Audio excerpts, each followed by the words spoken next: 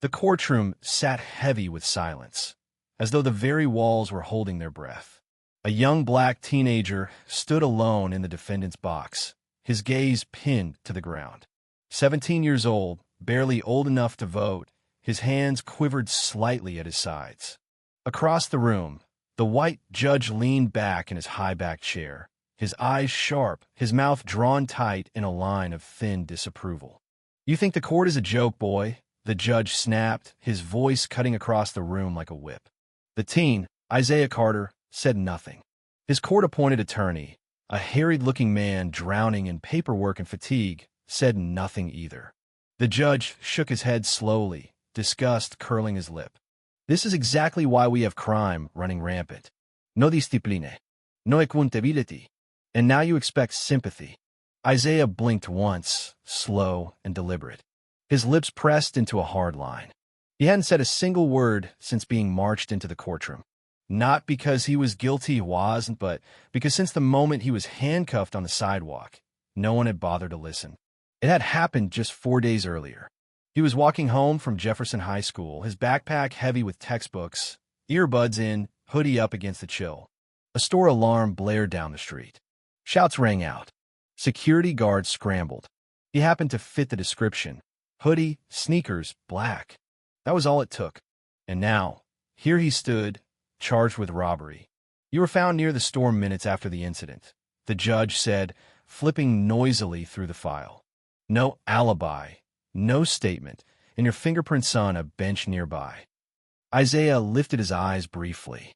The judge didn't notice. He wasn't looking for the truth.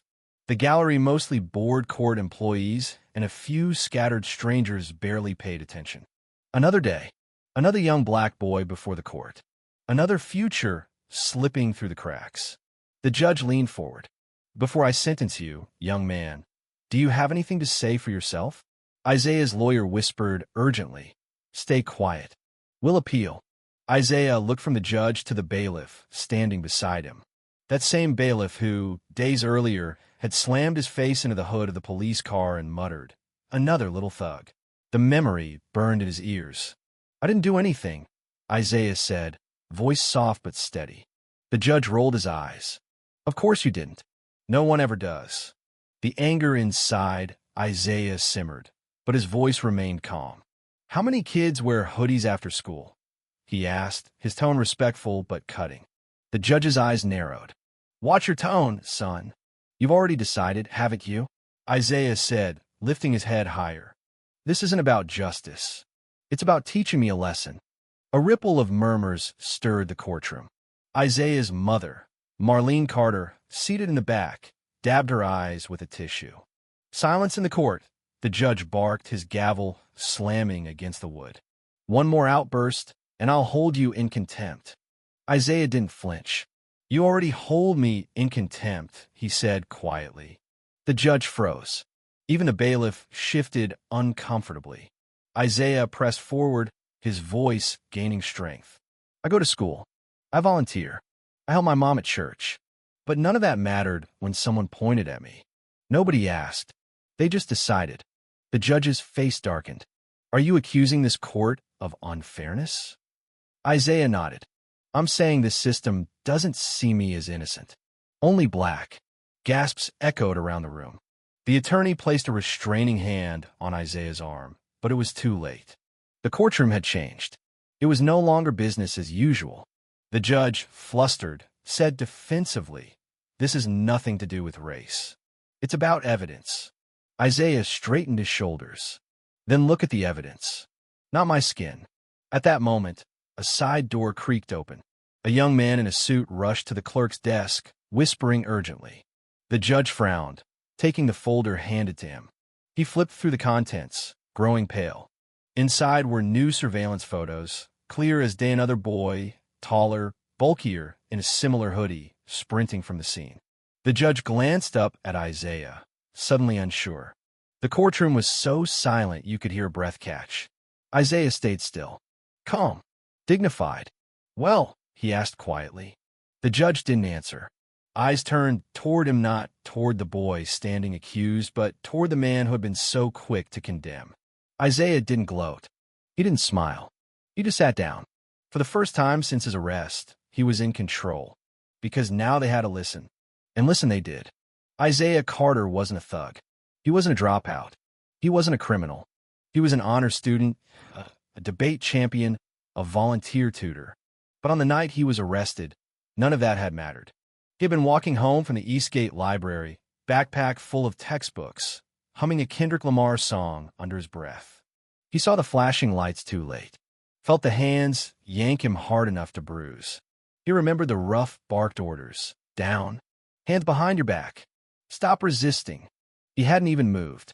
Hours passed before they let his mother see him. 16 hours of uncertainty, fear, humiliation. When he finally got home, he sat at the dinner table, untouched food in front of him. His little sister, Skylar, kept asking why his face was swollen. He couldn't answer. The whispers at school began the next morning. Some believed he was guilty. Some didn't care. Teachers looked away. Counselors avoided his name. The trust he had spent years building disappeared in a blink. Still, he showed up for court in his one good suit. Still, he sat tall. Still, he held on to his truth. But it wasn't easy, because the system wasn't built to hear boys like Isaiah. It was built to process them, label them, forget them. The prosecutor's case had been tissue-thin. Grainy footage, a vague witness, a hoodie. But that was enough. Enough to drag him through the mud. Enough to try to erase him. Isaiah's mother testified.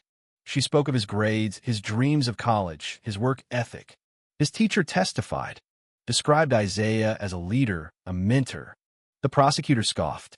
Character meant nothing, they said. Character didn't erase crime. Isaiah clenched his fists under the table. How could you defend yourself against a crime you didn't commit when nobody wanted to believe you were capable of innocence? Then came the common one that broke whatever restraint Isaiah had left. This young man fits the profile, the prosecutor said. His kind never have airtight alibis. His kind. Isaiah stood. The courtroom gasped. I'm not a kind, he said, voice low but strong. I'm a person. The judge threatened contempt again, but Isaiah no longer cared.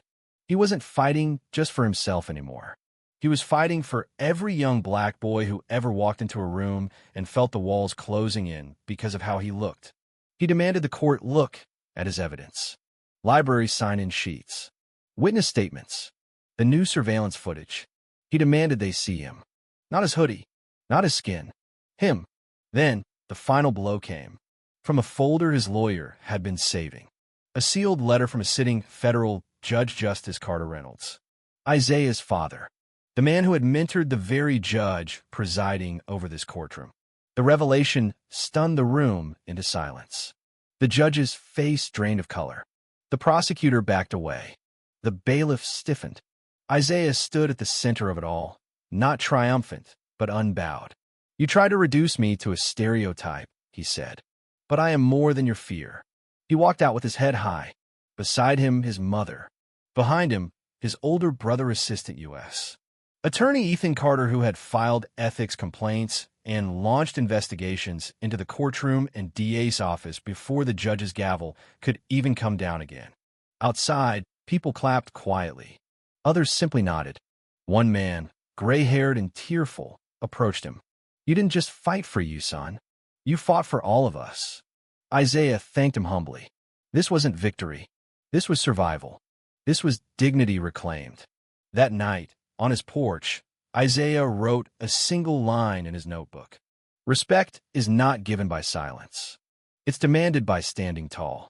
Tomorrow, he would go back to school. Tomorrow, the world would keep moving. But Isaiah Carter would walk differently.